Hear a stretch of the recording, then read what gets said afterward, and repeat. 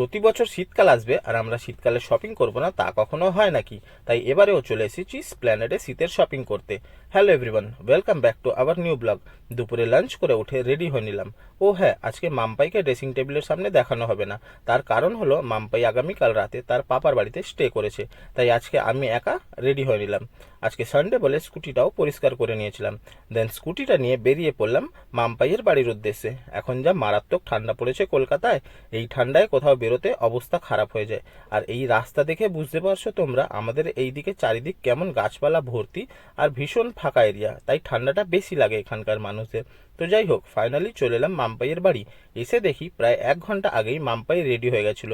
তাই আমি বললাম একটু বসো, আমি 1 কাপ গরম গরম চা খেয়ে নিই, তারপর না হয় বেরোনো যাবে। চা খাওয়া কমপ্লিট করে মাম্পাইকে নিয়ে বেরিয়ে পড়লাম স্প্ল্যানেডে শপিং করতে। মাঝ রাস্তায় দেখলাম 42 বিশাল এই আলিশান বিল্ডিংটা মাথা উঁচু করে দাঁড়িয়ে আছে।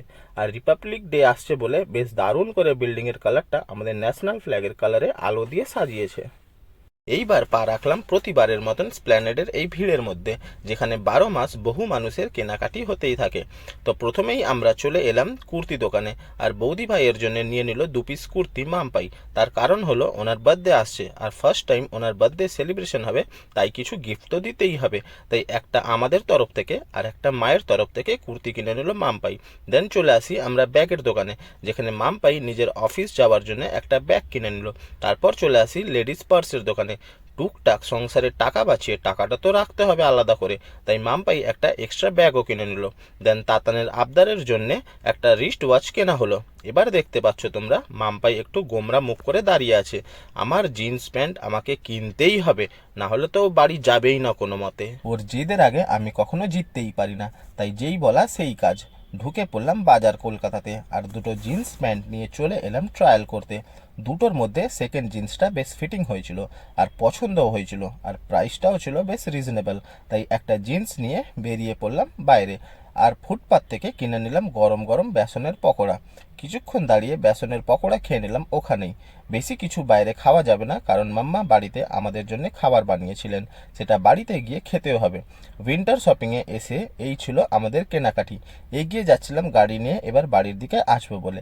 দেন বাড়ি এসে পাপা মাম্মাকে আমাদের শপিং করা জিনিসগুলো দেখালো এক এক করে মাম্পাই। কমেন্টস করে বলো তোমরা, তোমাদের উইন্টার শপিং কমপ্লিট নাকি এখনো বাকি আছে কিছু কিনতে?